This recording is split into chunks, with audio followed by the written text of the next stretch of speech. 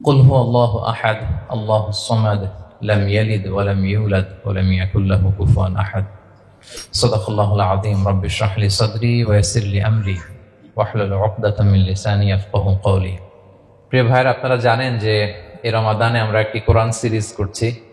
তার এই ধারাবাহিকতায় আজকে আমি সূরাতুল ইখলাস তেলাওয়াত করেছি। এই সূরার সংক্ষিপ্ত তাফসীর আজকে আমরা শুনবার চেষ্টা করব ইনশাআল্লাহ বিইذنিল্লাহ। সূরাতুল ইখলাস সবার মুখস্থ আছে না? মুসলিম তো অবশ্যই, অনেক অমুসলিমেরও মুখস্থ, অনেক হিন্দুরও সূরা ইখলাস মুখস্থ আছে জানেন। অনেক হিন্দু ভাইরা একই পাড়ায় একই সাথে সমাজে থাকার কারণে তারা সূরা ফাতিহা, ইখলাস এরকম দু চারটা দোয়া কালাম সূরা এদেরও মুখস্থ থাকে। সূরাতুল ইখলাস এমন একটা সূরা যেটা অনেক অমুসলিম ভাইদেরও মুখস্থ থাকে। খুব ছোট্ট সূরা। স্রষ্টার পরিচয় যে এত সহজ ভাষায় মাত্র 4টি বাক্যে দিয়ে দেয়া যায়, তার জলজন্ত প্রমাণ হচ্ছে এই সূরাতুল ইখলাস। মাত্র 4টি আয়াত। কয়টি? 4টি আয়াত দিয়ে আল্লাহ তাআলা স্রষ্টার পরিচয় খুবই চমৎকার ভাবে প্রিসাইজলি তিনি তুলে ধরেছেন। কোরআনের অনেক জায়গায় আল্লাহ তাআলা নিজের পরিচয় দিয়েছেন। যেমন সূরা বাকারার 255 নম্বর আয়াতে, মানে আয়াতুল কুরসির মধ্যে আল্লাহ তাআলা নিজের পরিচয় তুলে ধরেছেন। একটি আয়াত, 9টি বাক্য বিশিষ্ট একটি আয়াত, সেখানে আল্লাহ তাআলার পরিচয় খুব চমৎকার ভাবে পাওয়া যায়। আয়াতুল কুরসি, এটা আপনাদের মুখস্থ আছে না? আয়াতুল কুরসি ফরজ সালাতের পরে এটা পড়বেন। আল্লাহর হাবিব সাল্লাল্লাহু আলাইহি ওয়াসাল্লাম ফরজ সালাতের পরে এটা পড়তেন। তিনি বলতেন, মান কারা আয়াতুল কুরসি দুবুরা কুল্লি সালাতিন মাকতুবাতিন লাম ইয়ামনাহু মিন দুখুলিল জান্নাতি ইল্লাল মাউত। ফরজ সালাতের পরে যে আয়াতুল কুরসি তেলাওয়াত করবে তার জান্নাতে যাওয়ার ক্ষেত্রে আর কোনো বাধা থাকে না, মৃত্যু ছাড়া। মৃত্যুটাই বাধা, মরলেই জান্নাতি। আয়াতুল কুরসির ভেতরে আল্লাহ তাআলা ওনার পরিচয় তুলে ধরেছেন খুব সংক্ষিপ্ত ভাবে, এক আয়াতে আল্লাহর পরিচয়। তারপর সূরা হাশরের শেষ 3 আয়াতে আল্লাহ তাআলা নিজের খুব চমৎকার পরিচয় তুলে ধরেছেন। তারপরে এই সূরা ইখলাসের মধ্যে আল্লাহ তাআলা আরো সংক্ষিপ্ত পরিসরে, ভেরি প্রিসাইজলি, মাত্র ছোট্ট ছোট্ট 4টা আয়াতে নিজের পরিচয় তুলে ধরেছেন। তো কিভাবে আল্লাহ তাআলা নিজের পরিচয় আমাদের সামনে পেশ করলেন, আমরা সেটাই আজকে শুনবার চেষ্টা করবো ইনশাআল্লাহ। সূরাতুল ইখলাস আপনারা কি জানেন এটা কোরআনের কততম পারায় অবস্থিত? 30তম পারায়। এবং এই সূরাটি মাক্কি সূরা। কি সূরা? কোরআনের সর্বশেষ পারায় অবস্থিত 30তম পারায়। আয়াত সংখ্যা তো আমরা শুরুতেই বললাম, কয়টি? 4টি। এই সূরাটি কোরআনের যে সূরার ধারাক্রম, সে ধারাক্রম অনুসারে 112 নম্বর সূরা। কত নম্বর? 112 নম্বর সূরা। এই সূরাটা মক্কাতুল মুকাররমাতে নাজিল হওয়ার কিছু প্রেক্ষাপট আছে। প্রেক্ষাপটগুলো হচ্ছে, আরবরা বংশকে খুব গুরুত্ব দেয়, বংশ প্রিজার্ভ করা, লিনিয়েজকে প্রিজার্ভ করা। এবং তারা মানুষকে দেখে, শুধু মানুষ তো না, মানুষের পায়ের ছাপ দেখে বলে দিতে পারতো তার বাবাকে, তার বাবাকে, পর দাদাকে, 14 পুরুষের নাম বলে দিতে পারতো। শুধু মানুষই না, তারা উটের পায়ের ছাপ দেখে, উটের পায়ের, মরুভূমির বালুতে উটের পায়ের ছাপ দেখে ওই উট কোন বংশের, ওই বংশের ওর নাম কি, ওর বাবার নাম কি, ওর দাদার নাম কি, 14 পুরুষ এরকম ছিল। এবং তারা দুজন মানুষকে যদি ঢেকে রাখা হয় সারা শরীর, শুধু পায়ের একেবারে শেষের দিকের ছোট আঙ্গুল দেখে, এটাকে ইলমুল কিয়াফা বলে, ওই ছোট আঙ্গুলের শেপ দেখে ওরা বলে দিতে পারতো সে কোন বংশের, তার বাবার নাম কি, দাদার নাম কি, 14 পুরুষ। তারা এই লিনিয়েজকে প্রিজার্ভ করতো আর কি এইভাবে। এবং এই বংশ পরিক্রমা মুখস্থ করা, জানা, জিজ্ঞেস করা, এটাকে গুরুত্ব দিত। তো তারা আল্লাহকেও আমাদের মতো এরকম একজন সত্তা ভেবে আল্লাহ হাবিব সাল্লাল্লাহু আলাইহি ওয়াসাল্লামকে জিজ্ঞেস করতেছে যে, ইদান খালাকাল্লাহু কুল্লা শাই ফামান খালাকাল্লাহ। মুহাম্মদ, তুমি তো বলো যে আল্লাহ নাকি সব সৃষ্টি করেছে, তো আল্লাহকে কে সৃষ্টি করেছে? অথবা বলো যে আল্লাহর বাবাকে, আল্লাহর দাদাকে, আল্লাহর পরদাদাকে, আল্লাহর বংশটা বলো। তো তখন তাদের এই প্রশ্নের জবাবে আল্লাহ তাআলা সূরাতুল ইখলাস নাজিল করেন যে, কুল হু আল্লাহু আহাদ। নবী আপনি বলুন, আল্লাহ হচ্ছেন এক, অদ্বিতীয়, ইউনিক, অ্যাবসলিউট। আল্লাহুস সামাদ, তিনি হচ্ছেন সামাদ, তিনি কারো প্রতি নির্ভরশীল নন, অমুখাপেক্ষী। লাম ইয়ালিদ ওয়া লাম ইউলাদ, তিনি কাউকে জন্ম দেনও নাই, আবার তিনি কারো কাছ থেকে জন্ম নেনও নাই। ওয়া লাম ইয়াকুল লাহু কুফুয়ান আহাদ, তার সমকক্ষ, তার মতো, তার সিমিলার মহাবিশ্বে দ্বিতীয় কেউ নাই। সুবহানাল্লাহ। এটা হচ্ছে শানে নুজুল, কোন প্রেক্ষাপটে নাজিল হয়েছে, এটা হচ্ছে একটা বর্ণনা। আরেক বর্ণনা এসছে, মক্কার মুশরিকরা জিজ্ঞেস করতে আরম্ভ করল, ইয়া মুহাম্মদ, আমরা জানি মানুষ মাটির তৈরি, ফেরেশতারা নূরের তৈরি, মানে আলোর তৈরি, এরপর জিনেরা আগুনের তৈরি। আল্লাহ কিসের তৈরি? আল্লাহ তাআলার বাইয়িন লানা জিনসা রাব্বিক, তোমার আল্লাহর জিন্স বর্ণনা করো, সে কোত্থেকে আসছে, কি দিয়ে, কোন জিন্স থেকে, মানে কোন জিনিস থেকে তৈরি। তখন আল্লাহ তাআলা এই সূরাটা নাজিল করলেন, কুল হুয়াল্লাহু আহাদ আল্লাহুস সামাদ লাম ইয়ালিদ ওয়া লাম ইউলাদ ওয়া লাম ইয়াকুল লাহু কুফুয়ান আহাদ। এইভাবে অনেকগুলো বর্ণনা পাওয়া যায় যে এরকম এরকম প্রেক্ষাপটে যখন রাসূল সাল্লাল্লাহু আলাইহি ওয়াসাল্লামকে তারা এই সমস্ত প্রশ্ন জিজ্ঞেস করে, তখন তাদের প্রশ্নের জবাব স্বরূপ আল্লাহ তাআলা 4 আয়াত বিশিষ্ট এই সূরাটি নাজিল করেন। তাহলে সূরার কোন প্রেক্ষাপটে, কোন সিচুয়েশনে সূরাটা নাজিল হলো, এটা সবার কাছে ক্লিয়ার না এখন? এই সূরার কিছু ফজিলত পাওয়া যায়। আপনারা তো সূরার নাম শুনেছেন সূরাতুল ইখলাস। ইখলাস শব্দের অর্থ হচ্ছে সিনসিয়ারিটি, আন্তরিকতা বা একনিষ্ঠতা। যেহেতু এই সূরায় একনিষ্ঠতার সাথে আল্লাহর তাওহীদের ঘোষণা দেওয়া হয়, এজন্য এই সূরার নাম হচ্ছে সূরাতুল ইখলাস। আবার এই সূরাকে সূরাতুত তাওহীদও বলে, যেহেতু আল্লাহর একত্ববাদের ঘোষণা এই সূরায় দেওয়া হচ্ছে, ওয়াননেস অফ গড। আবার এই সূরার একটা নাম হচ্ছে সূরাতুল মারিফা, যেহেতু এই সূরা মারিফা মানে জানা বা চেনা, যেহেতু এই সূরা পড়ার মধ্য দিয়ে আল্লাহর পরিচয় জানা যায়, আল্লাহকে চেনা যায়, এজন্য সূরার নাম সূরাতুল মারিফা। আচ্ছা, এই সূরার অনেক ফজিলত আছে, অনেক ফজিলত। আমরা কয়েকটা ফজিলত আপনাদের সামনে শেয়ার করবো ইনশাআল্লাহ। এই সূরার 1 নম্বর ফজিলত হচ্ছে রাসূল সাল্লাল্লাহু আলাইহি ওয়াসাল্লাম বিভিন্ন সুন্নত নামাজের দ্বিতীয় রাকাতে এই সূরাটা পড়তেন। যেমন ফজরের 2 রাকাত সুন্নত আছে না, ফজরের 2 রাকাত সুন্নতের দ্বিতীয় রাকাতে রাসূল সাল্লাল্লাহু আলাইহি ওয়াসাল্লাম এটা পড়তেন। প্রথম রাকাতে সূরা কাফিরুন, দ্বিতীয় রাকাতে সূরা ইখলাস এটা পড়তেন। মাগরিবের নামাজের যে সুন্নাত, সেই সুন্নাতেরও দ্বিতীয় রাকাতে আল্লাহর হাবিব সাল্লাল্লাহু আলাইহি ওয়াসাল্লাম এই সূরাটা পড়তেন। তাওয়াফ করার পরে 2 রাকাত নামাজ পড়তে হয়, জানেন? ওই 2 রাকাত নামাজে রাসূল সাল্লাল্লাহু আলাইহি ওয়াসাল্লাম প্রথম রাকাতে সূরাতুল কাফিরুন, দ্বিতীয় রাকাতে সূরাতুল ইখলাস পড়তেন। বিতিরের সালাতের শেষ রাকাতে আল্লাহর হাবিব সাল্লাল্লাহু আলাইহি ওয়াসাল্লাম সূরাতুল ইখলাস পড়তেন। এই মর্মে অনেকগুলো হাসান হাদিস আছে। তাহলে কখন কখন সূরাতুল ইখলাস পড়তেন রাসূল সাল্লাল্লাহু আলাইহি ওয়াসাল্লাম, কোন নামাজে? ক্লিয়ার না?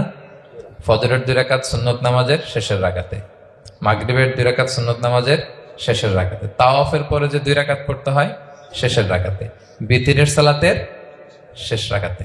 এই সূরাটাকে আল্লাহর হাবিব সাল্লাল্লাহু আলাইহি ওয়াসাল্লাম সুলুসুল কোরআন বলেছেন, 1/3 অফ দ্য কিতাব, কোরআনের 3 ভাগের 1 ভাগ।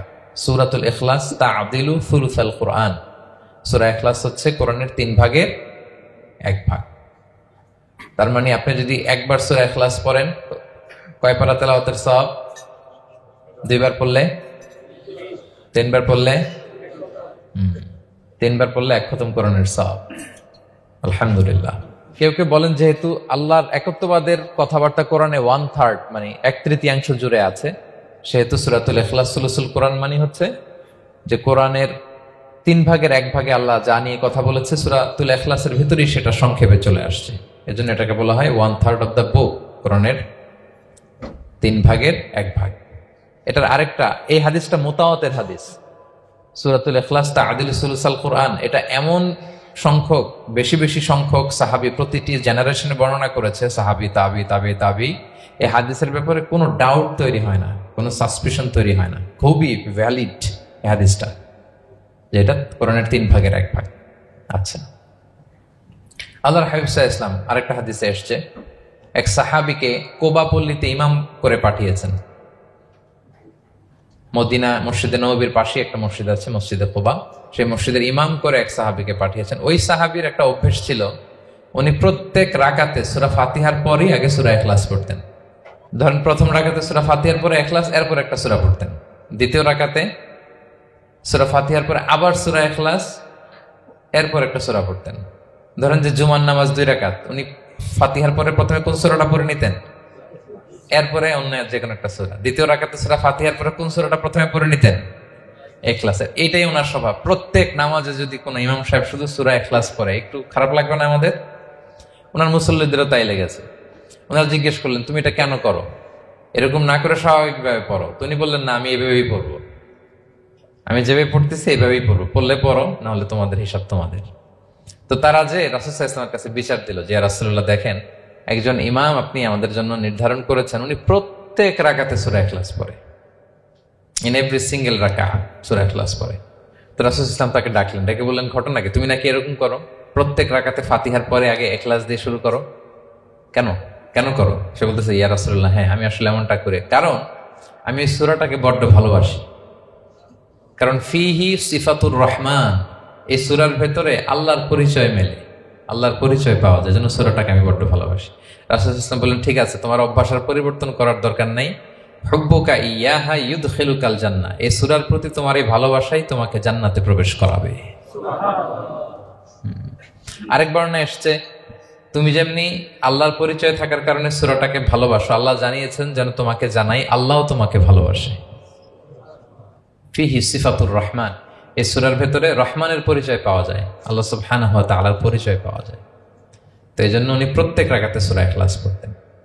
আরেকটা হাসান পর্যায়ের হাদিসে পাওয়া যায়, নবম হিজরিতে আল্লাহর হাবিব সাল্লাল্লাহু আলাইহি ওয়াসাল্লাম তাবুক যুদ্ধে অংশগ্রহণ করেছিলেন। আপনারা তাবুক যুদ্ধের নাম শুনেছেন?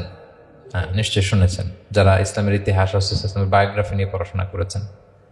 তাবুক হচ্ছে অনেক দূরে মদিনা থেকে, খুব কষ্টের সফর ছিল। তখন খেজুর পেকে সবার ঘরে পাকা খেজুর উঠাতে হবে, আবার প্রচন্ড গরম, আবার সফরের দূরত্ব অনেক বেশি।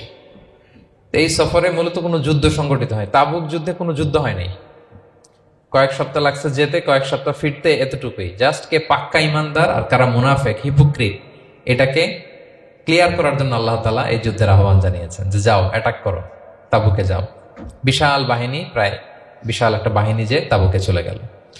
রাসূল সাল্লাল্লাহু আলাইহি ওয়াসাল্লাম যখন তাবুক যুদ্ধে ছিলেন, এই অভিযানে ছিলেন, তখন মদিনায় এক সাহাবী ইন্তেকাল করেন, নাম হচ্ছে মুআবিয়া ইবনে মুআবিয়া আল মুজহানি।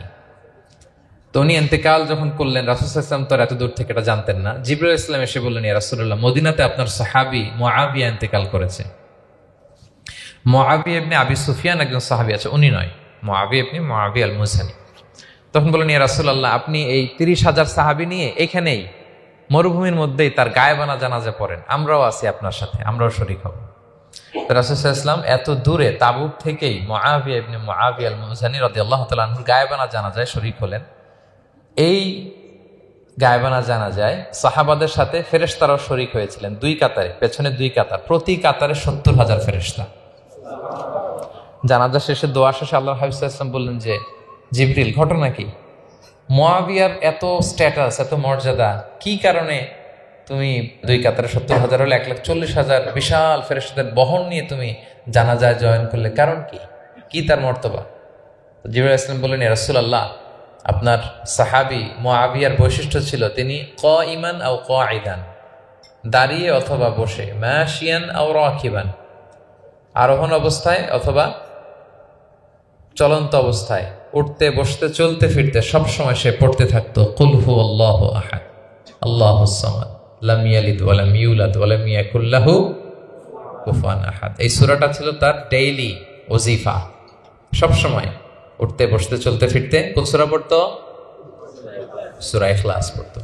এজন্য আল্লাহ তাআলার আদেশে আমরা 1,40,000 ফেরেশতা নিয়ে তার জানাজায় শরীক হয়েছি। সুবহানাল্লাহি বিহামদি। তাহলে বুঝতে পারতেছেন এই সূরার মর্তবা কতটা পছন্দনীয় সূরা আল্লাহর কাছে। যদিও ছোট আয়াত, কয়টা? কিন্তু আল্লাহর কাছে এটার ফজিলত অনেক বেশি। প্রিয় ভাইরা, শুধু এখানেই শেষ নয়, আল্লাহর হাবিব সাল্লাল্লাহু আলাইহি ওয়াসাল্লাম সকালে, সন্ধ্যায়, ফজরের পরে, মাগরিবের পরে এবং বিছানায় ঘুমোতে যাওয়ার আগে তিনি সূরাতুল ইখলাস, সূরা ফালাক, সূরা নাস পড়ে হাতের মধ্যে ফু দিতেন, 2 হাত একসাথে মিলিয়ে এরকম ফু দিয়ে মাথা থেকে বডিতে যতটুকু সম্ভব তিনি মাসে করতেন। 3টা সূরাই শুরু হয়েছে কুল দিয়ে, এজন্য এই 3 সূরাকে একসাথে বলে কুল আস-সালাসা, মানে 3 কুল। এই 3 কুল তিনি ফজরের পর, মাগরিবের পর আর বিছানায় ঘুমোতে যাওয়ার আগে পরে হাতে ফু দিয়ে সারা গায়ে মেসেজ করতেন। আপনারা করেন?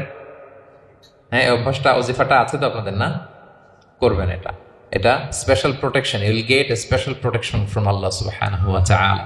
অনেকে দেখবেন ব্ল্যাক ম্যাজিক করে, ব্ল্যাক ম্যাজিক কিন্তু সত্য, ম্যাজিক করে, সেহের করে আপনাকে দুর্বল করে ফেলবে। স্বয়ং আল্লাহর হাবিব সাল্লাল্লাহু আলাইহি ওয়াসাল্লামকে সেহের করা হয়েছিল। উনি কয়েক মাস স্ত্রীদের সাথে ফিজিক্যাল ইন্টিমেসিতে যেতে পারতেন না, এত দুর্বল হয়ে গেছিলেন। লাবিদ ইবনুল আসাম নামে এক ইহুদি মিত্র, সে জাদু করেছিল রাসূল সাল্লাল্লাহু আলাইহি ওয়াসাল্লামকে। ওনার মাথার চুল চিরুনির ভেতরে 11টা গিট দিয়ে সেই ব্ল্যাক ম্যাজিক করেছে। নবী সাল্লাল্লাহু আলাইহি ওয়াসাল্লাম কয়েক মাস অসুস্থ ছিলেন। পরে সূরা ফালাক নাস যখন নাজিল হয় তখন আল্লাহ তাআলা বিষ্ণু সাল্লাল্লাহু আলাইহি ওয়াসাল্লামকে সুস্থ করে দিলেন। সাহাবীদেরকে নিয়ে এক কুয়ার নিচ থেকে, চিরুনির থেকে এই গিটগুলো খুলে খুলে রাসূল সাল্লাল্লাহু আলাইহি ওয়াসাল্লাম 11টা আয়াত তেলাওয়াত করলেন, রাসূল সাল্লাল্লাহু আলাইহি ওয়াসাল্লামকে সুস্থ করে দিল কে? আল্লাহ সুবহানাহু ওয়া তাআলা শিফা নসিব করলেন। তার মানে ব্ল্যাক ম্যাজিক সত্য, সিহির করে মানুষ। আপনার সফলতা, আপনার সাকসেস, এটা সবার ভাল লাগবে না, মনে রাখবেন। সবাই এটা পছন্দ করে না। আল আইনু হক, নজর কিন্তু সত্য, নজর সত্য, নজরের প্রভাব আছে, চোখের প্রভাব আছে। এজন্য কারো ভালো কিছু দেখলে মাশা আল্লাহ বলবেন, আল্লাহর দিকে ফিরিয়ে দিবেন ওটার কল্যাণ। কি বলবেন? একটা সুন্দর ফুটফুটে বাচ্চা দেখলে মাশা আল্লাহ, কারো সফলতা দেখলে, কারো ফার্মে গেলেন, বাগানে যেয়ে দেখলেন ফল মূল ভর্তি, কি বলবেন? মাশা আল্লাহ, বিসমিল্লাহ মাশা আল্লাহ বললে এটাতে আর ক্ষতি হয় না। অনেকে বলে যে বাবা মা মাশাআল্লাহ বলা লাগে না, বাবা মা আর নাকি মামা, এই তিনজন নাকি মাশাআল্লাহ না বললে কিছু, এটা ভুল কথা। বাবা মারা বলতে হয়। বাবাও তার ছেলের কোনো সাকসেস ভালো কিছু দেখলে কি বলবে? মাশা আল্লাহ, তাবারাকাল্লাহ, অথবা বিসমিল্লাহ মাশা আল্লাহ, এটা আপনারা বলবেন। নজরের প্রভাব আছে। আপনি সিম্পলি দেখেন, এই যে আমি আপনাদের দিকে তাকিয়ে তাকিয়ে কথা বলছি, আমি যদি অনেকক্ষণ স্টেয়ারিং করি, কারো দিকে ভেবে তাকিয়ে থাকি, সে ভালো ফিল করবে? কেন? আমি কি তার মারছি, ধরছি, স্পর্শ করছি? কিছুই তো করলাম, শুধু আমি তার দিকে তাকিয়ে আছি। তার মানে এতেই সে অস্বস্তি ফিল করতেছে। ধরেন যে আপনি কোন একটা প্রোগ্রামে বসে আছেন, আপনার পাশে যে বসে, আপনি তার দিকে এরকম 10 মিনিট তাকায় আছেন, কোনো কথা ছাড়া শুধু তাকিয়েই রইলেন, তার কি ভাল লাগবে বলেন? সে কি কমফোর্টেবল ফিল করবে? সে ভয় পাবে, সে ভয় পাবে, অস্বস্তি ফিল। আপনি কিছুই করেন নাই, না তাকে টাচ করেছেন, না ধরেছেন, ছুঁয়েছেন, কিছু, শুধু তাকিয়ে আছেন। দেখেন নজরের কি প্রভাব। আল্লাহ আইনু হক, নজর সত্যি। এজন্য কারো সাকসেস দেখলে আমরা সবসময় যেন মাশাআল্লাহ বলি। মাশাআল্লাহ ঠোঁটের সাথে মিলিয়ে রাখবেন। ভালো দেখলে কি বলবেন? মাশাআল্লাহ, মাশাআল্লাহ, বিসমিল্লাহ মাশাআল্লাহ, মাশাআল্লাহ, তাবারাকাল্লাহ, এটা বলবেন। তাহলে আল্লাহর হাবিব সাল্লাল্লাহু আলাইহি ওয়াসাল্লামকেও সেহের করা হয়েছিল। এজন্য এই সেহের থেকে, ব্ল্যাক ম্যাজিক থেকে, আইন মানে জেলাসি, মানুষের নজর দিয়ে যে হিংসা করে, এই জেলাসি থেকে, মিন শাররি হাসিদিন ইযা হাসাদ, হাসাদ থেকে, মিন কুল্লি মাকরুহিন ওয়া শুরুর, এসব ক্যালামিটি, ডিজাস্টার, এগুলো থেকে পানা হিসেবে আপনি এই ওয়াজিফাটা করবেন। 3 কুল, কুল আস-সালাসা, 3 কুল। আমার সাথে সাথে বলেন, কয় কুল? 3 কুল। কি কি? সূরাতুল ইখলাস, সূরা ফালাক, সূরা নাস। এই 3টা পড়ে ফজরের পর, মাগরিবের পর আর ঘুমোতে যাওয়ার আগে হাত দুইটাকে একসাথে করে পরে লম্বা একটা ফু দিয়ে মাথা থেকে মাসাজ করবেন সারা গায়ে। পারা যাবে ইনশাআল্লাহ বিইذنিল্লাহ। এবং আম্মা জান আয়েশা রাদিয়াল্লাহু তাআলা আনহা বলতেন, আমি যখন কখনো অসুস্থ হয়ে যেতাম, অসুস্থ হলে রাসূল সাল্লাল্লাহু আলাইহি ওয়াসাল্লামকে যে যখন কমপ্লেন করতে, ইয়া রাসূলুল্লাহ আমি তো অসুস্থ, রাসূল সাল্লাল্লাহু আলাইহি ওয়াসাল্লাম আমাকে এই আমলটা করতে বলতেন। মানে আয়েশা, তুমি সূরাতুল ইখলাস, সূরা ফালাক, সূরা নাস পড়ে সারা গায়ে কি করো? ফু দাও। আলী রাদিয়াল্লাহু তাআলা আনহু বর্ণনা করেন, আল্লাহর হাবিব সাল্লাল্লাহু আলাইহি ওয়াসাল্লাম একবার নামাজ পড়তেছেন, নামাজে তিনি সিজদারত অবস্থায়, ইন দ্য মিন টাইম লাদাগাতহুল আকরা, একটা বিচ্ছু রাসূল সাল্লাল্লাহু আলাইহি ওয়াসাল্লামের আঙ্গুলে কামড় দিল। বিচ্ছুর কামড় খাইছেন? হ্যাঁ, কেমন লাগে? খুব আরাম লাগে? হ্যাঁ, খুব যন্ত্রণা হয়, অনেক যন্ত্রণা হয়। তো রাসূল সাল্লাল্লাহু আলাইহি ওয়াসাল্লামকে যখন কামড় দিল নামাজরত অবস্থায়, রাসূল সাল্লাল্লাহু আলাইহি ওয়াসাল্লাম খুব যন্ত্রণা পেলেন, ব্যথা পেলেন। এই বিচ্ছুটারে লানত করলেন। সাধারণত লানত করতেন না, তিনি বলতেন লানাতুল্লাহি আলাল আকরা, এই বিচ্ছুর উপর লানাত, লা ইয়াদাউ নাবিয়্যান ওয়ালা গায়রা। এই বিচ্ছু নবীও চিনে না, মানুষও চিনে না, মানে কোথায় কামড় দিতে হবে এটাও বুঝতেছে না। শুধু নবী না, সব নবীদের নবী, ওনারা কামড় দিয়ে ফেলছে। তাই আল্লাহর পক্ষ থেকে পরীক্ষা ছিল, কেয়ার করা। উনি ভর্ৎসনা করলেন, লানত করে বললেন, নবীও চিনস না, মানুষও চিনস না, কামড় দিয়ে খুব কষ্ট পাচ্ছেন তিনি। তো আল্লাহ হাবিব সাল্লাল্লাহু আলাইহি ওয়াসাল্লাম বললেন, যাও গরম পানি আর লবণ নিয়ে আসো, এনে এটার মধ্যে ঢালো। তো ঢালতে আরম্ভ করলো। লবণ কিন্তু খুবই ব্যথানাশক, pain killer, natural pain killer. এটার মধ্যে সোডিয়াম ক্লোরাইড আছে, তো এটা গরম করে লবণ মিশিয়ে দিলে যে কোনো ব্যথাটা সাথে সাথে ভালো হয়ে যায়। রাসূল ইসলাম বললেন ঢালো। ঢালতেছে, রাসূল ইসলাম পড়তেছেন কুল হুয়াল্লাহু আহাদ আল্লাহুস সামাদ লাম ইয়ালিদ ওয়া লাম ইউলাদ ওয়া লাম ইয়াকুল লাহু কুফুয়ান আহাদ বলে ফু দিচ্ছেন আর ঢালতেছে। ঢালাও শেষ, আঙ্গুলের ব্যথাও শেষ। তাহলে রাসূল সাল্লাল্লাহু আলাইহি ওয়াসাল্লামের একটা চিকিৎসা পদ্ধতি আপনারা জানলেন, তিব্বে নাবাবী, যে সাপ বিচ্ছু কিছু ধ্বংসন করলে ওখানে কুসুম, ওয়ার্ম ওয়াটার, লবণ দিয়ে ওয়ার্ম ওয়াটার করে সেখানে ঢালতে হবে। আর কোন সূরা পড়তে হবে? কুল হুয়াল্লাহু আহাদ আল্লাহুস সামাদ লাম ইয়ালিদ ওয়া লাম ইউলাদ ওয়া লাম ইয়াকুল লাহু কুফুয়ান আহাদ, এটা পড়তে হবে। তাহলে এই সূরার ফজিলত কি জানতে পেরেছেন আপনারা? ক্লিয়ার তো না? আমি রিপিট করি কি কি ফজিলত বললাম। রাসূল সাল্লাল্লাহু আলাইহি ওয়াসাল্লাম ফজরের নামাজের সুন্নাতে, মাগরিবের সুন্নাতে, তাওয়াফের পরের সুন্নাতে, ভিতরের শেষ রাকাতে সূরাতুল ইখলাস পড়তেন। রাসূল সাল্লাল্লাহু আলাইহি ওয়াসাল্লাম সূরাটাকে সুলুসুল কোরআন, 1/3 অফ দ্য কিতাব বলেছেন। কোরআনের কয় ভাগের এক ভাগ? এবং এক সাহাবীর ঘটনা তো শুনলাম, সে সব নামাজে সূরা ইখলাস পড়তো। মুসল্লিরা কমপ্লেন করার পরেও সে পড়লো। রাসূল সাল্লাল্লাহু আলাইহি ওয়াসাল্লাম বললেন কেন পড়ো? বলে যে ফিহি সিফাতুর রহমান, এই সূরায় আল্লাহর পরিচয় আছে, সূরাটা বড্ড ভালো লাগে। তো রাসূল সাল্লাল্লাহু আলাইহি ওয়াসাল্লাম বললেন এই সূরার প্রতি তোমার ভালো লাগেই তোমাকে জান্নাতে নিয়ে যাবে। আরেক বর্ণনায় যে তুমি যেমনি আল্লাহর কারণে এই সূরাকে ভালোবাসো, আল্লাহও জানিয়েছেন তিনি তোমায় ভালোবাসেন। এরপর মুআবিয়া ইবনে মুআবিয়া আল মুজানির হাদিস শুনলাম, তিনি উঠতে বসতে চলতে ফিরতে সবসময় কোন সূরা পড়তেন? সূরাতুল ইখলাস। ফলে আকাশ থেকে 1,40,000 ফেরেশতা এসে দুই কাতারে 70,000 করে ওনার গায়েবানা জানাজায় অংশগ্রহণ করেছেন। এবার বলেন এটাকে আপনারা কি ওয়াজিফা বানাবেন? হ্যাঁ, বানাবেন ডেইলি ওয়াজিফা। Make it your daily ওয়াজিফা।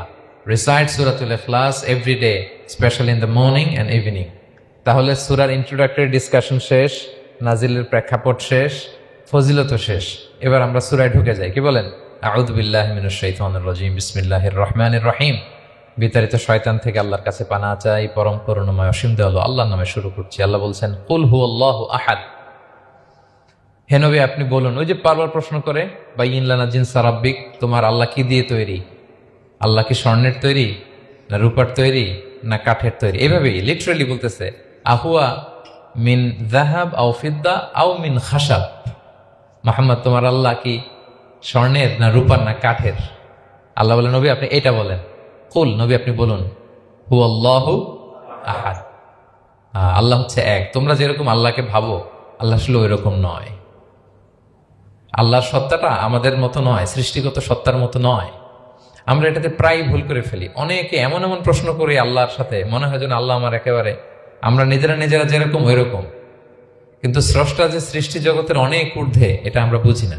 তিনি সময়ের ঊর্ধ্বে, তিনি স্থানের ঊর্ধ্বে, তিনি কালের ঊর্ধ্বে, সবকিছুর ঊর্ধ্বে। যেমন আমাদের 3টা কাল আছে, হ্যাঁ, অতীত, তারপর বর্তমান যেটাকে ধরা যায় না, প্রতি সেকেন্ডে ন্যানো সেকেন্ডে এটা অতীত হয়ে যাচ্ছে, আর যেটা সামনে ঘটবে এটা কি? ফিউচার, ভবিষ্যৎ। তা আল্লাহরও কি এরকম অতীত বর্তমান ভবিষ্যৎ আছে? সময়টা আমাদের জন্য, উনি তো সময়ের স্রষ্টা, ওনার সাথে আপনি সময় সেট করতে পারবেন না, উনি সময়ের ঊর্ধ্বে। ফলে উনি এই ইবলিস যে আদেশ ভঙ্গ করা, আদম আলাইহিস সালাম এবং হাওয়া আলাইহিস সালাম পৃথিবীতে আসা, নূহ, দাউদ, হুদ, সালেহ থেকে শুরু করে এই একের পর এক নবী, শেষ নবী, বর্তমান সময়, ভবিষ্যৎ, দাজ্জাল, কিয়ামত, সব তিনি এট এ গ্ল্যান্সে দেখেন, একবারে ওনার চোখের সামনে। আমাদের মতো অতীত বর্তমান ভবিষ্যৎ ওনার নাই।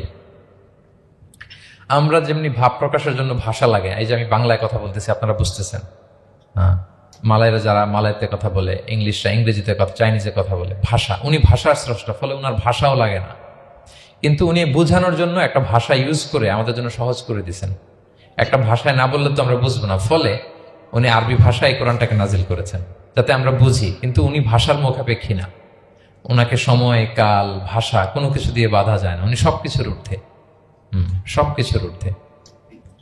এবং আল্লাহ কোথায় আছেন? আমরা বলি যে আরশের উপরে আছেন। সেখানে ওই এরিয়াটা হচ্ছে লা জামান লা মাকান, ওখানে সময়, তারপর কাল, এগুলো ওখানে যায় না। আল্লাহর সাথে প্রশ্নগুলো একেবারেই অবান্তর। ফলে আমরা যে প্রশ্নগুলো হুট করে না বোঝার কারণে করে ফেলি, যেহেতু আমাদের খুব সীমিত জ্ঞান, ফলে আমরা সৃষ্টির সাথে স্রষ্টাকে গুলিয়ে ফেলি। কিন্তু উনি কিন্তু আমাদের মতো নন। এজন্য আল্লাহ বলেন যে আমাকে জিজ্ঞেস করে যে আমি লোহার তৈরি, না স্বর্ণের তৈরি, না রূপার তৈরি, নাকি পাথরের তৈরি বা কাঠের তৈরি, তুমি বলো কুল হুয়াল্লাহু আহাদ। হে নবী আপনি বলুন আমি হচ্ছি এক, একক, অদ্বিতীয়। আরবিতে এক বলতে আরবিতে ওয়াহেদ শব্দ ব্যবহার করে, আহাদ ব্যবহার করা হয় না। ব্যক্তির গুণ হিসেবে কখনো আহাদ ব্যবহার করা হয় না। এটা কেবলমাত্র শুধুমাত্র একমাত্র আল্লাহ তাআলার জন্য ব্যবহার করা হয়, তিনি আহাদ। আহাদ কারণ ওয়াহেদ শব্দের ওয়াহেদাতুন হয়, মানে পুরুষবাচক হয়, স্ত্রীবাচক হয়, কিন্তু আহাদের আর কিছু হয় না, আহাদ আহাদি। আল্লাহ শব্দটাই এরকম, আল্লাহ শব্দটাই এরকম। যেমন ঈশ্বরের ঈশ্বরী হয়, ভগবানের ভগবতী হয়, গডের গডেস হয়। আল্লাহর এরকম স্ত্রীবাচক কিছু আছে? কিছু নাই। আল্লাহ বলেন ইন্নানি আনাল্লাহু লা ইলাহা ইল্লা আনা ফা'বুদনি ওয়া আকিমিস সালাতা লিযিকরি। নিশ্চয় আমি আল্লাহ। মুসা আলাইহিস সালামকে প্রথম যে প্রত্যাদেশ রেভেলেশন দিয়েছিলেন মুকাদ্দাসে তুয়ার পাশে, তুর পাহাড়ের পাদদেশে, ওখানে প্রথম মুসা আলাইহিস সালাম আল্লাহর সাউন্ড তখন তিনি শুনেছিলেন। এবং আল্লাহর সাউন্ডটাও আমাদের সাউন্ডের মতো নয়। যেমন আমি এদিক থেকে কথা বললে আপনি এই পাশ থেকে শুনবেন, এদিক থেকে কথা বললে এদিক থেকে আমাকে ডাক দিলে এদিকে, তার মানে আমি দিকের সাথে সম্পৃক্ত। আল্লাহর এটা এরকম না। মুসা আলাইহিস সালাম তিনি যখন আল্লাহর কথা শুনলেন তিনি বললেন যে একটা সাউন্ড শুনলাম, এটা চারদিক থেকে শোনা যায়, চারদিক থেকে শোনা যায়। এবং তিনি ওনার প্রেগনেন্ট স্ত্রীকে নিয়ে মাদিয়ান ক্রস করে ইজিপ্টের বর্ডারে ঢুকবেন। ইন দ্য মিন টাইম আল্লাহ তাআলা ওই সময়টাকে চুজ করেছেন যে তাকে এখন নবী বানাবো, তাকে রেভেলেশন দেব। তো তিনি দেখলেন যে ইন্নী আনাস্তু নারান, আমি ওই যে লাআল্লি আতিকুম মিনহা বিকাবাসিন আও আজিদু আলান নারি হুদা, স্ত্রীকে দাসীকে বললেন যে একটু বসো, প্রচন্ড ঠান্ডা, ওই যে আগুন দেখা যায়, মনে হয় কেউ আগুন পোহাচ্ছে, আমি একটু আগুন নিয়ে আসি মশাল দিয়ে, তোমাদের আরাম লাগবে, একটু ওয়ার্ম আপ হবে। তো আগুনের কাছে যেয়ে দেখে সামনে যত যায় আগুন তত পেছায়। এবং আগুনটা সাধারণ আগুন না, একটা গাছ থেকে আগুন বেরোচ্ছে, কিন্তু ওই গাছের পাতা জ্বলে না, ডাল জ্বলে না, কিছুই হয় না। আসলে এটা আগুন না, এটা আল্লাহর নূর। আল্লাহর নূর সেখানে ফোকাস দেওয়া হয়েছে। এবং আল্লাহর নূরও আমাদের নূরের মতো না। নূর মানে লাইট। নূর মানে কি? লাইট। সো এই যে আমরা যে লাইট দেখি এই লাইটের মতো না। কারণ আল্লাহর এই নূরের কাবার দেয়া হচ্ছে আবার নূরের পর্দা দিয়ে। পর্দা দেয়া হয় সাধারণত আলোকে আটকানোর জন্য, কিন্তু আল্লাহর যে পর্দা, হেজাবের কথা বলা হয়েছে, ওই পর্দাটাও আলোর পর্দা। আমাদের সাথে মিলালে হবে? আমরা ঘরে পর্দা টাঙাই কি থামাতে বলেন তো? আলো থামাতে। আর আল্লাহর যে হেজাব পর্দাগুলো কিসের? আলোর, নূরের। সো কশ্চিন কালেও আপনি সৃষ্টির সাথে স্রষ্টাকে মিলাবেন না। আমরা ভুল করে অনেক সময় এরকম অবান্তর প্রশ্নগুলো করি। তো আল্লাহ তখন মুসা আলাইহিস সালামকে প্রত্যাদেশ করলেন যে ইন্নানি আনাল্লাহ লা ইলাহা ইল্লা আনা ফা'বুদনি, আমি আল্লাহ। আমি কি? আল্লাহ। এই আল্লাহ নামটা আল্লাহ নিজেই রেখেছেন।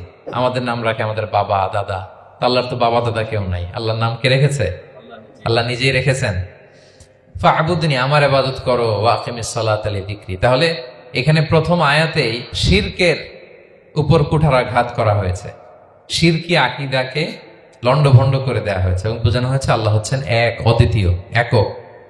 কারণ আমরা যত ইবাদত করি এর মধ্যে যদি শিরকের স্পর্শ থাকে আমাদের ইবাদত ভ্যানিশ হয়ে যাবে, এটার কোনো দাম নাই। লা ইন আশরাকতা লা ইয়াহবাতান্না আমালুক ওয়া লা তাকুনান্না মিনাল খাসিরিন। আল্লাহ বলেন যদি শিরক করো তাহলে তোমার সব আমল বাতিল হয়ে যাবে, তোমার রোজা, নামাজ, হজ, যাকাত, জিকির কিছু থাকবে না। এজন্য শিরক যাতে কখনো আমাদের না হয়, শিরকের সাথে যেন আমাদের সম্পর্ক না থাকে। ইন্নাল্লাহা লা ইয়াগফিরু আন ইউশরাকা বিহি ওয়া ইয়াগফিরু মা দুনা যালিকা লিমান ইয়াশা। আল্লাহ সব মাফ করেন কিন্তু শিরকের গুনাহ মাফ করেন না। কি মাফ করে না? হ্যাঁ, এজন্য শিরকের সাথে আমাদের কোনো সম্পর্ক নাই। দেখেন আমরা যখন নামাজে দাঁড়াই, আমরা তাকবীরে তাহরিমা বাঁধার পরে কি পড়ি? ওয়াজ্জাহতু ওয়াজহিয়া লিল্লাযী ফাতারাস সামাওয়াতি ওয়াল আরদা হানিফা ওয়া মা আনা মিনাল মুশরিকিন। দেখেন নামাজে দাঁড়ালে আগে ক্লিয়ার করে নিতে হয় যে আল্লাহ ওয়া মা আনা মিনাল। এই যে লক্ষ লক্ষ হাজী সাহেবরা যায় ইজহার রিদা পড়ে, ওখানে কি পড়ে? লাব্বাইক আল্লাহুম্মা লাব্বাইক লাব্বাইক লা।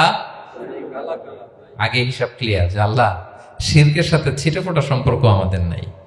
হ্যাঁ, আমরা একনিষ্ঠভাবে তোমার ইবাদত করি।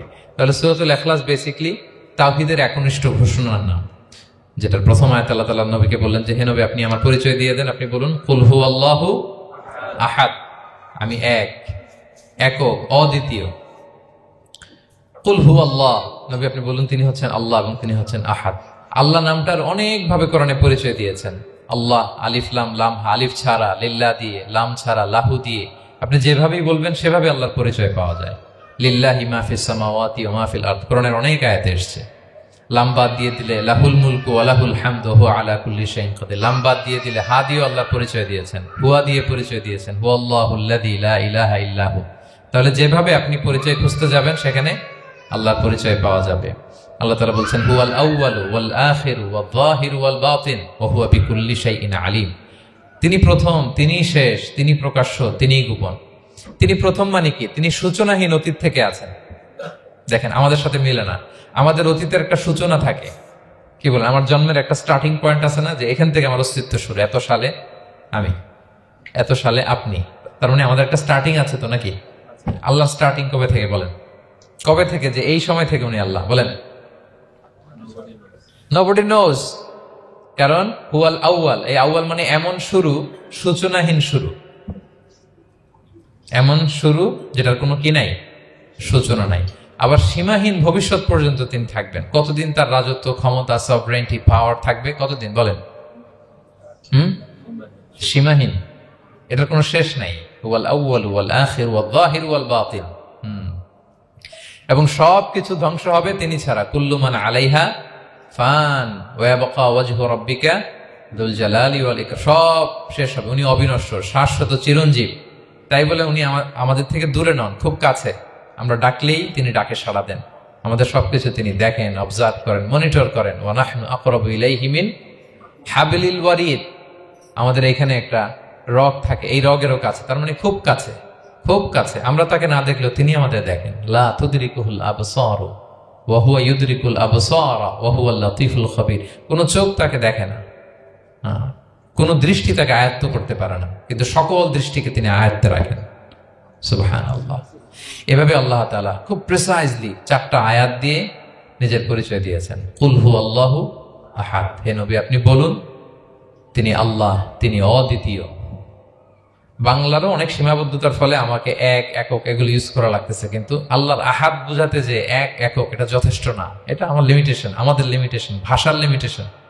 কিছু দিয়ে তো আমার অডিয়েন্সকে বা আমাদের বুঝতে হবে দ্য এসেন্স অফ গড। এজন্য আমরা বলি এক, একক, অদ্বিতীয়। অদ্বিতীয়টা খুব অনেকটাই পারফেক্ট। তাহলে তিনি হচ্ছেন আহাদ, এবং এই আহাদের লেসন দেওয়ার জন্য সব নবীরা এসে, সব নবীরা একই কথা বলেছেন। আদম আলাইহিস সালাম থেকে শুরু করে বিষ্ণু ইসা ইসলাম পর্যন্ত একই কথা বলেছেন যে ইয়া কওমি ইবুদুল্লাহা মা লাকুম মিন ইলাহিন গায়রু আফালা তাআকিলুন। হে আমার জনপদের লোকেরা, কি হলো তোমরা এত কিছুর ইবাদত করো, দাসত্ব করো, তোমরা ইবাদত করবে এক সত্তার, তিনি কে? মা লাকুম মিন ইলাহিন গায়রু, তিনি ছাড়া কোনো ইলাহ তোমাদের নেই। তাহলে এই যে ওয়াননেস অফ গড, স্রষ্টা যে একজন, এই কনসেপ্টটাকে ক্লিয়ার করবার জন্যই এত এত নবীরা পৃথিবীতে হাজির হয়েছেন। তাহলে আল্লাহর চমৎকার একটা নাম জানলাম আমরা, আহাদ। কি নাম? মজার ব্যাপার হচ্ছে এই নাম কোরআনে আর কোথাও নাই। আহাদুন শব্দ যেটা আছে এটা অন্য অর্থে, এক, এক অর্থে আর কি। কিন্তু আল্লাহর আহাদ কোরআনে শুধু এই সূরাতেই এসেছে। আল্লাহর আহাদ নামটা শুধু এই সূরাতেই এসেছে। আহাদ, আহাদ। আপনারা বেলাল রাদিয়াল্লাহু তাআলা আনহুর ঘটনা জানেন যে উমাইয়া ইবনে খালাফ খুব পাষণ্ড মাওলা ছিল ওনার, মনিব। এমন কোন অত্যাচার নাই যে ঈমান আনার কারণে বেলাল রাদিয়াল্লাহু তাআলা আনহুর উপর করা হয় নাই। পিটানো, চাবুক মারা, টানা হেচড়া করা, উত্তপ্ত মরুভূমিতে। যারা হজ উমরা করতে গিয়েছেন তারা তো দেখেছেন মরুভূমির বালু, ওখানে কত গরম, চাল ছেড়ে দিলে মুড়ি হয়ে যাবে, খই হয়ে যাবে। ওই উত্তপ্ত গরম বালুতে বেলাল রাদিয়াল্লাহু তাআলা আনহুকে শুইয়ে পেটের উপরে পাথর রেখে দেওয়া হয়েছিল। তখন তিনি আল্লাহর একত্ববাদের ঘোষণা এই শব্দটা দিয়ে করেছেন। অস্ফুট কণ্ঠে উনি বারবার বলছিলেন আহাদ, আহাদ, আহাদুন, আহাদ। তো আল্লাহ তাআলার এই নামটা, আহাদ নামটা, এই সূরা ছাড়া কোরআনের অন্য কোথাও আসেনি। তাহলে প্রথম আয়াতটা কি? কুল হুয়াল্লাহু। হে নবী, তারা জিজ্ঞেস করে আমার বংশ কি, বাপদাদা কই, কাঠের না মাটির না লোহার না সোনার? আপনি বলুন কুল হুয়াল্লাহু, তিনি এক, অদ্বিতীয়। আল্লাহুস সামাদ, তিনি হচ্ছেন সামাদ। আল্লাহর আরেকটা নাম as-সামাদ। আল্লাহুস সামাদ। সামাদ শব্দের অনেকগুলো অর্থ পাওয়া যায়। সামাদের একটা মিনিং হচ্ছে যার উপরে আর কারো কোনো স্ট্যাটাস বা মর্যাদা নাই। আরবিতে বলে মানতাহা ইলাইহি সুগদাদু ওয়া শারাফ। মর্যাদা, স্ট্যাটাস যত শীর্ষে, পিকে যেতে পারে, ওইটার নাম হচ্ছে সামাদ, এর উপরে নাই। সামাদের আরেকটা অর্থ হচ্ছে যে পরনির্ভরশীল নয়, মানে তার কারোর উপর নির্ভর করা লাগে না, সে স্বয়ং সম্পূর্ণ। আচ্ছা, পৃথিবীতে এমন কারো নাম বলেন তো যে কোনো দিন কোনো কিছুতে কোনো কাজে অন্যের মুখাপেক্ষী হওয়া লাগে নাই, সে একা একা আত্মনির্ভরশীল, স্বয়ং সম্পূর্ণ। এরকম একজনের নাম বলেন, আছে? কেউ নাই। কোনো না কোনো ভাবে আপনি পাওয়ারফুল কারো কথা বলবেন, এত আরো নির্ভরশীল। এরা রাস্তা দেখায় না দিলে চলতেও পারে না, কোন দিকে যাইতে হবে এটা বলার জন্য 10 জন থাকে। এর ওয়াশরুমে নিয়ে যেতে হয় 10 জনের, এর এই সাপোর্ট, ওই সাপোর্ট, এই প্রোটোকল, অনেক কিছু, এর লোক লাগে আরো বেশি। তার মানে সাহায্য ছাড়া চলতে পারে এমন কোন সত্তা পৃথিবীতে নাই। একটা সত্তা যার কারো কোনো সাহায্য লাগে না, যার কারো প্রতি কোনো নির্ভরতা নাই, কারো কাছে ঠেকা নাই, গোটা বিশ্ব তার কাছে ঠেকা। তিনি কে? তার নাম সামাদ। তার নাম কি? আল্লাহুস সামাদ, অমুখাপেক্ষী। অ্যাবসলিউটলি ইন্ডিপেন্ডেন্ট, কখনো কোনো কাজে তার কারো কাছে যেতে হয় না, কারো উপর ভরসা করতে হয় না, কারো প্রতি তার কোনো ঠেকা নাই। সব গোটা দুনিয়া তার কাছে ঠেকা, তার কাছে ফরিয়াদ করে, তার দিকে ঝুঁকে পড়ে আসতে বাধ্য। ওই সত্তার নাম হচ্ছে সামাদ। সামাদ ক্লিয়ার সবার কাছে? আল্লাহ তাআলা বলছেন, ইয়া আইয়ুহান নাসু আনতুমুল ফুকারাউ ইলাল্লাহ ওয়াল্লাহু হুয়াল গনিয়ুল হামিদ। ওহে মানুষেরা, তোমরা হচ্ছে ফকির। ফকির বিমানা মুফতাকির ইলাল্লাহ, মানে মুখাপেক্ষী কার দিকে? ফুকারা ইলাল্লাহ ওয়াল্লাহু হুয়াল গনিয়ুল হামিদ। কিন্তু আল্লাহ কারো প্রতি মুখাপেক্ষী নন। গানি, তিনি প্রাচুর্যশীল, হামিদ, সপ্রশংসিত। সবাই তার কাছে ফরিয়াদ করে, তিনি কারো কাছে ফরিয়াদ, সবাই তার কাছে চায়, তিনি কারো কাছে চাওয়া লাগে না, সবাই তার কাছে মুখাপেক্ষী, তিনি কারো প্রতি মুখাপেক্ষী। তার নাম সমাদ। তার নাম কি? তাহলে সমাদ ক্লিয়ার? হ্যাঁ। লাম ইয়ালিদ ওয়ালাম ইউলাদ। লাম ইয়ালিদ, তিনি কাউকে জন্ম দেননি। ওয়ালাম ইউলাদ, তিনি নিজেও জন্ম নেন নাই। সুবহানাল্লাহ। দেখেন কত সহজ পরিচয়, তিনি কাউরে জন্ম দেনও নাই, জন্ম নেনও নাই। সুবহানাল্লাহ। আমাদের ধর্ম যে কত সুন্দর, এক আল্লাহর দিকে আমাদেরকে রেফার করা হয়েছে। অন্যান্য ধর্মের দিকে দেখেন কি আজীব কথা। খ্রিস্ট ধর্মে বলে আদম আলাইহিস সালাম পাপ করছে, ওই পাপের কারণে আমরা সবাই নাকি পাপী, জন্মাইলেই নাকি পাপী। ইসলাম বলে আমরা জন্মগ্রহণ করি মাসুম অবস্থায়, নিষ্পাপ। কিন্তু খ্রিস্টানরা কি বলে? আমরা পাপ নিয়ে জন্মাই, ফলে খোদার ছেলের দুনিয়াতে আসা লাগছে, এসে সবার পাপ নিজের কাঁধে নিয়ে শুলে চড়ছে, এরপরে খোদার সাথে যে বসে আছে। এটা হচ্ছে খ্রিস্ট ধর্মের কথা। অন্যান্য অনেক ধর্মে দেখেন ল্যাংটা বাবার কাছে যে মাথা নোয়াতে হয়। এরকম অনেক ধর্ম দেখছেন যে লোকটার চুলে জট বাঁধা, দাড়িতে জট বাঁধা, একেবারে উলঙ্গ, তার কাছে যে সবাই এরকম হাত পাতে। দেখছেন? দেখেন না আপনারা? নাকি শুধু আমি একাই দেখলাম? দেখছেন সবাই? আছে, কিন্তু আমি ধর্মের নাম বলতেছি না, কোনো ধর্মকে ছোট করা যাবে না, কিন্তু এরকম আছে। তো দেখেন কি সমস্ত অদ্ভুত নিয়ম কানুন। আগুন নিয়ে ওইখানে দৌড়াইতে হয়, এই করতে হয়, কিন্তু আমাদের এক সত্তার কাছে আমরা চাই। কোনো ভায়া লাগে না, মিডিয়েটর লাগে না, মধ্যস্থতাকারী লাগে না। আল্লাহ বলে ডাকের সাথে সাথে তিনি ডাকে সাড়া দেন। লাম ইয়ালিদ ওয়া লাম ইয়াকুল লাহু, জন্ম দেনও নাই, জন্ম নেনও নাই। মুশরিকরা বলতো আল মালাইকাতু বানাতুল্লাহ, তারা বলতো ফেরেশতারা নাকি আল্লাহর মেয়ে। নাউযুবিল্লাহ। ওয়া ক্বালাতিল ইয়াহুদু উযাইরুন ইবনুল্লাহ, ইহুদিরা বলতো উযাইর আলাইহিস সালাম আল্লাহর ছেলে। ওয়া ক্বালাতিন নাসারা আল মাসীহ ইবনুল্লাহ, আর খ্রিস্টানরা বলে ঈসা মাসীহ, ঈসা আলাইহিস সালাম উনি নাকি আল্লাহর ছেলে। নাউযুবিল্লাহ। আল্লাহ সবগুলো ভ্রান্ত ধারণার কবর রচনা করেছেন এই আয়াত দিয়ে। লাম ইয়ালিদ ওয়া লাম ইউলাদ, না না, এগুলো ভুল। ক্লিয়ার কাট শুনে রাখো, কান খাড়া করে জেনে রাখো। লাম ইয়ালিদ ওয়া লাম ইউলাদ, তিনি কাউকে জন্ম দেনও নাই, তিনি কারো কাছ থেকে জন্ম নেনও নাই। ইমাম আবু বকর আল বাকিল্লানি একজন বড়, অনেক বড় একজন দার্শনিক ছিলেন এবং তর্কবাগীশ ছিলেন, ইরাকের। নাম শুনেছেন কেউ? আবু বকর আল বাকিল্লানি। তো উনি কারো সাথে তর্ক লাগলে উনি খ্রিস্ট ধর্মের কত লোককে যে শাহাদা পড়াইছেন ওনার এই যৌক্তিক আলোচনা দিয়ে, তর্ক দিয়ে। সুবহানাল্লাহ। এক খ্রিস্টান পাদ্রী ওনারে প্রশ্ন করলো, তোমরা মুসলমানরা খুব রেসিস্ট। উনি বললেন কেন? বলছে তোমরা খ্রিস্টান মেয়ে বিয়ে করতে পারো, ইহুদি মেয়ে বিয়ে করতে পারো, মুসলিম কিন্তু ইহুদি মেয়ে, খ্রিস্টান মেয়ে শর্ত সাপেক্ষে, কিছু শর্ত আছে, ওই আলোচনা যাচ্ছে, শর্ত সাপেক্ষে বিয়ে করতে পারে আহলে কিতাব হলে। কিন্তু কোন খ্রিস্টানরা মুসলিম মেয়ে আমাদের মেয়েদেরকে বিয়ে করতে পারবে না, কোন ইহুদি আমাদের মেয়েকে বিয়ে করতে পারবে না। তো বলে তোমরা খুব রেসিস্ট, তোমরা আমাদের মেয়ে না, তোমাদের মেয়ে আমাদেরকে দাও না। তো তিনি বলেন তোমরা তো ইহুদি, তোমাদের নবী হচ্ছে মুসা আলাইহিস সালাম, ওনাকে তো আমরা মানি, ওনার কথা তো কোরআনে আছে, এজন্য তোমাদের মেয়েকে বিয়ে করতে পারি। আর খ্রিস্টানদের নবী হচ্ছে ঈসা আলাইহিস সালাম, ওনাকেও মানি, ওনার মায়ের নামে বিশাল সূরাই আছে, সূরা মারিয়াম, আর ওনার ব্যাপারে হাজার শত শত আয়াত, তো এই জন্য তোমার খ্রিস্টানদের মেয়ে বিয়ে করতে পারি। তোমরা তো আমাদের নবী মুহাম্মদ সাল্লাল্লাহু আলাইহি ওয়াসাল্লামকে মানো না। মুহাম্মদ সাল্লাল্লাহু আলাইহি ওয়াসাল্লাম যে শেষ নবী এটা তোমরা মানার সাথে সাথে মুসলমান হয়ে যাবে, এরপর আমাদের মেয়েকেও তোমরা বিয়ে করতে পারবে। তো এভাবে উনি এমন ভাবে উত্তর দিতেন, বুহিতাল্লাযী কাফার, একেবারে লাজবাব হয়ে যেত। তো ওনার নাম যখন ছড়ালো, ইরাকের মুসলিম বাদশাহ ওনাকে কনস্টান্টিনোপলে পাঠাবেন, যেখানে রোমান এম্পায়ার। তো রোমান এম্পায়ার এরাও খুব প্রস্তুতি নিয়ে আছে যে আবু বকর আল বাকিল্লানিকে ডিল করা অনেক কঠিন, সে আসতেছে, তার সাথে কিভাবে কি করা যায়। তো আপনারা জানেন যে খ্রিস্ট সমাজের নিয়ম হচ্ছে রাজার দরবারে ঢুকতে গেলে কুর্নিশ করে ঢোকা লাগে। কি করে? মাথা নত করে, এরকম নিচের দিকে করে রূপুর মতো করে এরপরে ঢোকা লাগে। তো এখন তারা প্ল্যান করতেছে যে আবু বকর বাকেল্লানি তো জীবনে আমার কুর্নিশ করবে না, এটা তো আমার জন্য অপমান হয়ে যাবে, কি করা যায় কি করা যায়। তো রাজার এক বড় উজির সে প্ল্যান করলো, একটা কাজ করেন, রাজ দরবারে তাকে যখন ঢোকানো হবে তার জন্য একটা স্পেশাল গেট বানানো হবে। দরজাটা ফুল হবে না, হাফ হবে, অর্ধেক।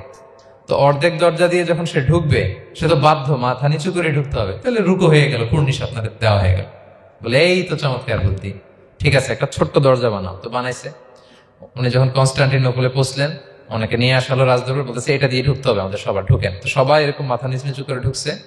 উনি দেখেই বুঝছে এটা তো কৌশল করছে আমার সাথে। তো উনি মাথা নিচু করছেন, কিন্তু এমনি না, উল্টা হয়ে উনি মাথাটা পিছনে দিয়ে,